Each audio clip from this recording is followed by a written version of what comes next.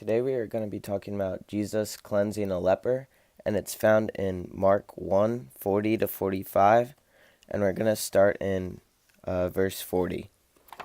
Now a leper came to him, imploring him, kneeling down to him and saying to him, "If you are willing, you can make me clean." Then Jesus, moved with compassion, stretched out his hand and touched him, and said to him, "I am willing, be cleansed." As soon as he had spoken, immediately the leprosy left him, and he was cleansed. So in these verses, it's talking about a leper, and this was basically a very terrible disease of the skin, where you could lose fingers and other parts of your bodies when it got so bad. And the people that had it were considered unclean, so they were usually shunned out of the community and nobody would talk to them. So for Jesus even to acknowledge this person was a big deal. And the leper, we see he was kneeling down to Jesus. So we see that he was showing submission and respecting Jesus' authority. Even from the beginning, he was acknowledging who he was. And we see that he was willing to be healed. So he was asking Jesus, "Are you willing to heal me?" It says, "If you are willing, you can make me clean." So he realized that God could do anything he wanted, but it was ultimately up to his will and purpose for what God would do. And in our lives, usually we want what we want and we don't ask for what God wants. And we should pray and say, "If you are willing, God, will you do this according to your plan?" Instead of, "I want this, do that," or "This is what you should do, God." We should ask according to his will. And we see that Jesus was moved with compassion in verse 41. Jesus is a God of compassion and love, but also holiness and justice and righteousness we see. But he is showing compassion and love to this man, even to acknowledge him. And it says that he stretched out his hand and touched him. And this would be a big no-no, because a leper was unclean, as I said, and for him to touch him, he could also receive leprosy, and he would basically be excommunicated as well. And it says in verse 41 that he says that "I am willing, be cleansed" to the leper.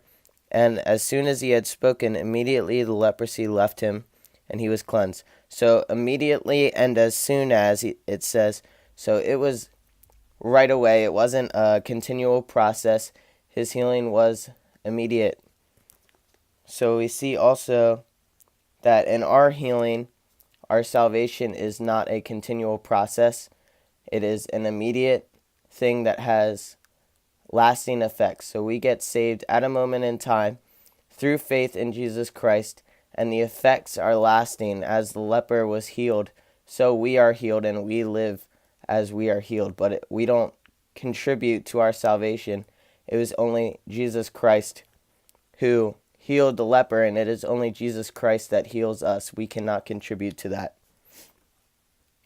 And we read in Mark 1:43 to 45, "And he strictly warned him and sent him away at once, and said to him, 'See that you say nothing to anyone, but go your way. Show yourself to the priest, and offer for your cleansing those things which Moses commanded, as a testimony to them.' However, he went out and began to proclaim it freely, and to spread the matter, so that Jesus could no longer openly enter the city, but was outside in deserted places, and they came to him from every direction." So we see that Jesus said to say nothing about the healing to the leper, and he said this because Jesus isn't about the show. It's not about popularity. It's not about trying to make as many followers as possible. We actually see that Jesus says that the way is narrow, the way to heaven is narrow, and that not many people will find it. It's only for God's people. It's not for everybody to get to heaven because of our sin.